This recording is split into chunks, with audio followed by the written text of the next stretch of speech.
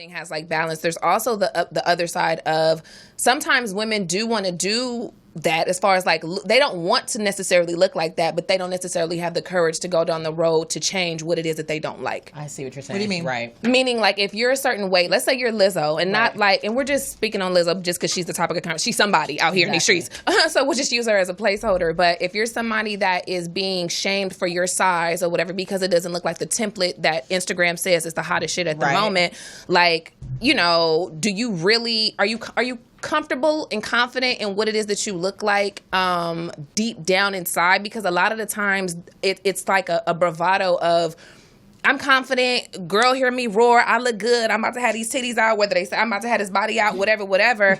But do you really feel like that? Exactly.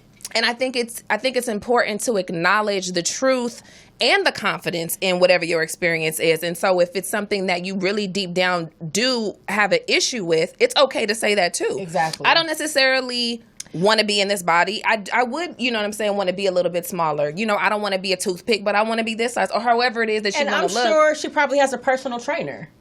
Or a chef, you know what I mean, or somebody that's at home cooking her meals, that's preparing her meals on a healthy level. Yeah, I'm just saying, like, if you want to, if you have desires to look different, you don't have to feel bad about that. In the process of getting there, you can still celebrate where you're at. But I think that sometimes women, and that's women of all shapes and sizes, you know what I'm saying? Some that are skinny, some that are big, and we'll get into our own personal stories or whatever. But like, it's a thing of, I don't want to bring that to the forefront because I'm ashamed, or I don't want to get criticized, or I don't want people to know that I really deep down have an issue with it too. Yeah. You know, so I think that's something to think about. And she could be battling with that too, because she's a star. She's a celebrity, so she could be battling with that.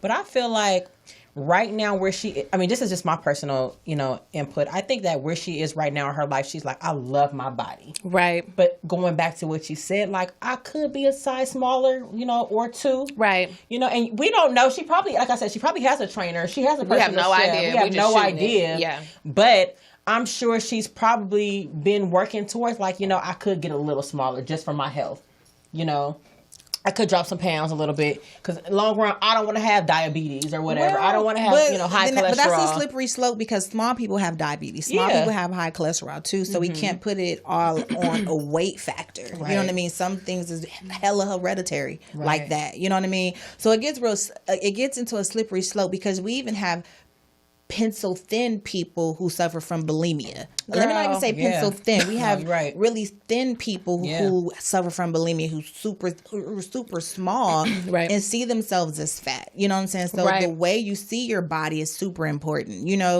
And for all we know, she can really celebrate her body, because she's her. Like, she probably ain't losing nothing. You know what I mean?